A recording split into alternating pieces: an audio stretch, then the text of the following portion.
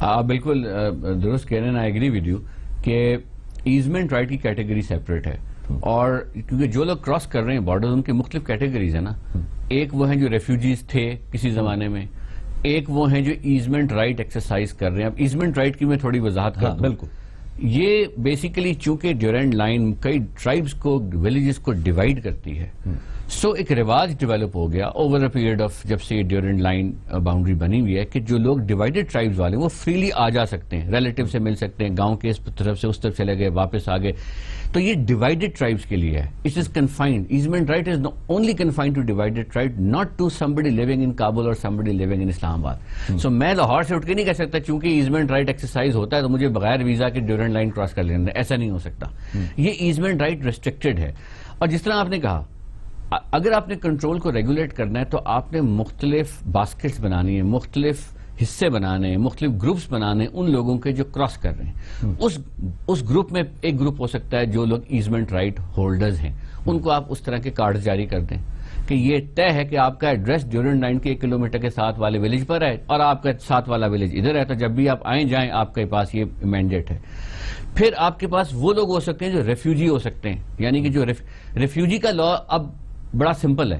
Refugee کا لا یہ کہتا ہے کہ جب کسی شخص کو اپنی جان کا خطرہ ہو, پرسیکیوشن کا, وہ بھاگ کر سرحد عبور کر کے دوسرے ملک میں آئے تو دوسرا ملک پابند ہے اس کو ریفیوج دینے کے. لیکن جب اس کی جان پر بنا ہوا خطرہ ٹل جائے تو پھر اس ملک کا حق ختم ہو جاتا ہے اسے ریفیوج دینے کے لیے, پھر یہ ملک اس کو واپس زبردستی بھجوا سکتا ہے. سو اگر افغانستان سٹیبلائز ہو گیا جو کہ کہا جاتا ہے, یا افغانستان کا امریکہ کے ساتھ سیکیورٹی اگریمنٹ ڈیولپ ہو گیا, سو گویا یہ کہا جا رہا ہے کہ افغانستان اب بہتر سٹیبل ملک ہے, تو وہ خطرہ جس کی بیسس پر وہ شخص بھاگ کے پاکستان آیا تھا وہ خطرہ تو ختم ہو گیا. اس خطرے کے ختم ہونے کی لیگل ایویڈنس بھی آ گئی, وہ اگریمنٹ بھی ہو گیا, ٹریٹی بھی ہو گئی سیکیورٹی وغیرہ کی. سو پھر تو اس ملک کا یعنی پاکستان کے اوپر جو obligation تھی to retain a give refuge وہ ختم ہوگی. لہٰذا پاکستان کہہ سکتا ہے کہ ان کو زبردستی واپس بھیجا جائے. سو ایک کیٹیگری ان لوگوں کی ہوگی, پھر ایک کیٹیگری ان ریفیوجیز کی ہوگی جو ریفیوج کے لیے آئے لیکن اکنامک ایکٹیویٹی میں انوالو ہو گئے, بس چلانی شروع کر دی, کام کرنا شروع کر دیا, کپڑے لانا شروع کر دیے وغیرہ وغیرہ, دکانیں خرید لی. ان کو ہم کہتے ہیں اکنامک مائیگرنٹس.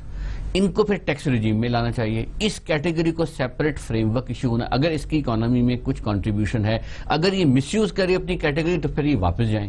پھر ایک اور کیٹیگری ہے وہ لوگ جو آئے یہاں لیکن انہیں شادیاں کرنی شروع کر دی, فیملیز ڈیولپ, وہ ایسپیرنٹس ہیں فار سٹیزنشپ رائٹس. ان کی ٹریٹمنٹ بالکل مختلف ہوگا, اور ان سب کی ٹریٹمنٹ میں ایک بنیادی جز ہوگا کہ آپ کسی بھی کنسیشن کو جو ریاست پاکستان آپ اسے مس یوز نہیں کریں گے.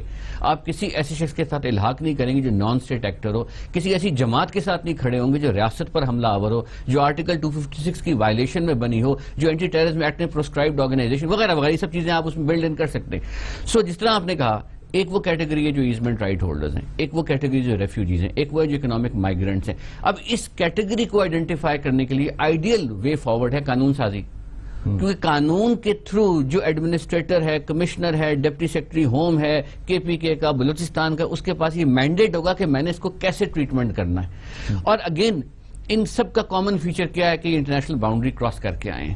سو جب آپ ریفیوجی کہتے ہیں, جب UNHCR ہمیں امداد دیتا ہے تو چیز ریکگنائز کر رہا ہے کہ انہوں نے انٹرنیشنل باؤنڈری کراس کی ہوئی ہے, اور اب یہ حالت امان میں پاکستان کے پاس کچھ عرصے کے لیے ہیں. That also adds to the legitimacy and the consolidation of the concept of the international border. Exactly. یہ بھی اس چیز کو ایڈ آن کرتی ہے کہ جب ہم نے ریفیوجی سٹیٹس دیا, ریفیوجی سٹیٹس کو مینیج کیا, تو آپ نے یہ چیز کلیریفائی کی کہ ڈیورینڈ لائن باؤنڈری, انٹرنیشنل باؤنڈری کی اس طرف وہ جگہ ہے جہاں حالت پیس ہے, جو ریلیٹیولی ان کی سیکیورٹی, وہ سیکیورٹی آپ دے رہے ہیں. لیکن آپ یہ بھی چاہتے ہیں سیکیورٹی مس یوز بھی نہ ہو.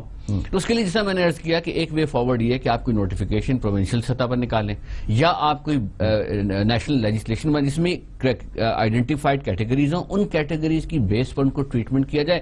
اور جب وہ ریفیوجی کیٹیگری میں ہے تو اس کو کہا جائے بھائی اب آپ واپس جائیے. اب جو تھریٹ آف پرسیکیوشن تھا, جو انٹرنیشنل لا میں ہم پر پابندی عائد کرتا تھا آپ کو امان دینے کا, وہ تو ختم ہو گیا. اب تو آپ جاتے ہیں, کوئی آپ کو مارتا بھی نہیں, کوئی آپ ایفیڈیوٹ بھی نہ لائے کہ آپ کی جو آپ کا ٹرائب آپ پہ حملہ آور ہے, یا وہاں پہ کوئی لوگ آپ کو مارنے کے در پہ ہیں. اب تو آپ اپنی چوائس سے فار اکنامک ریزن اب آپ ہمارے پاس گنجائش ختم ہے, اب آپ واپس جا سکتے ہیں.